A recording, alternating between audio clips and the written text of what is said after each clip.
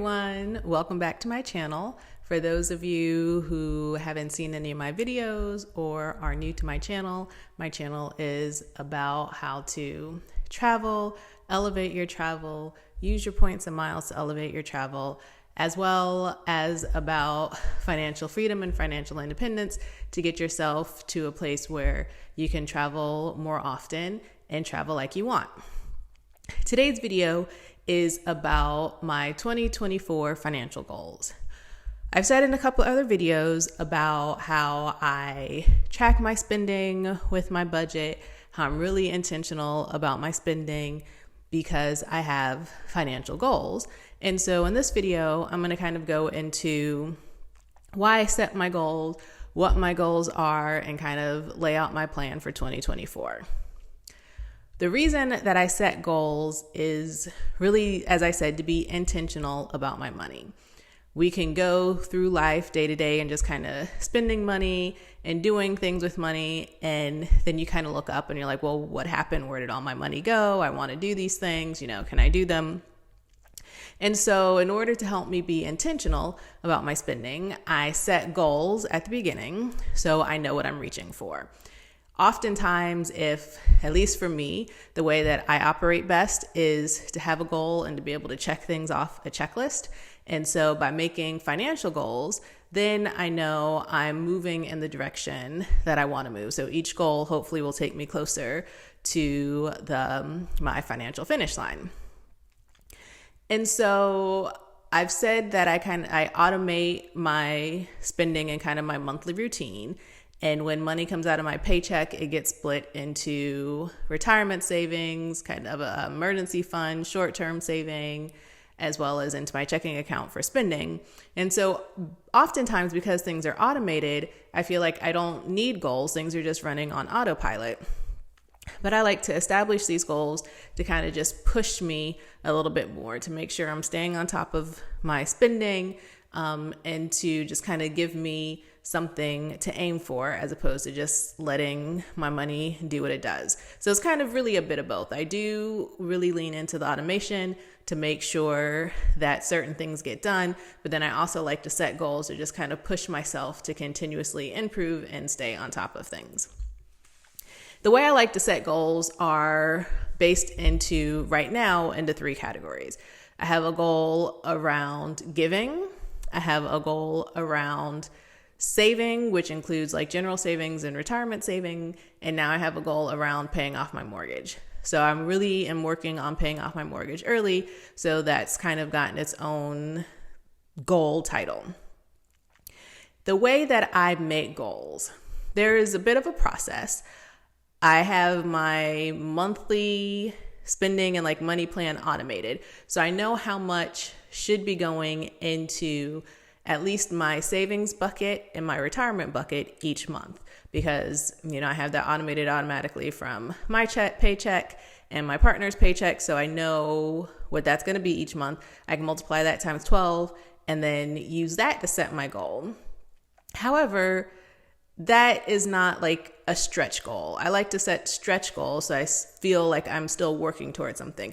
I know that if I just leave things the way they are, I can hit those retirement and savings goals, but it's really being intentional and stretching myself. So when I think about retirement and savings, I usually make goals off of two things, either a percentage goal or a number goal, like a numeric goal. So this time around, for retirement, I'm making a goal of increasing my retirement savings rate by 1%. And, I could do that by just increasing the amount that's taken out of my paycheck. But I like to come up with that 1% figure by doing things throughout the month and kind of throughout the year when I get extra money, or if I have a side hustle and something comes in, to use that money to go towards retirement. And so I look to see how much, like as a percent of my salary, I put towards retirement in 2023. And then I give myself a 1 percentage point increase for retirement savings. And when it comes to general emergency fund and short-term savings, I like to use a dollar amount. So that way, it's like I want to have, let's say, 3 times my monthly expenses in a savings account and 6 times my monthly expenses in emergency fund. And so that way I know, like, this is my dollar amount. This is what I'm moving towards. And throughout the year, again, as money comes in, as maybe I don't spend as much or I optimize my grocery shopping, I can funnel that money towards my savings goal. My other goal, because again, retirement and savings are kind of one bucket of goals. My other goal is my giving goal. So, giving, as I've said in numerous videos, is important to me, and I like to give above and beyond what people think like a 10% tithe.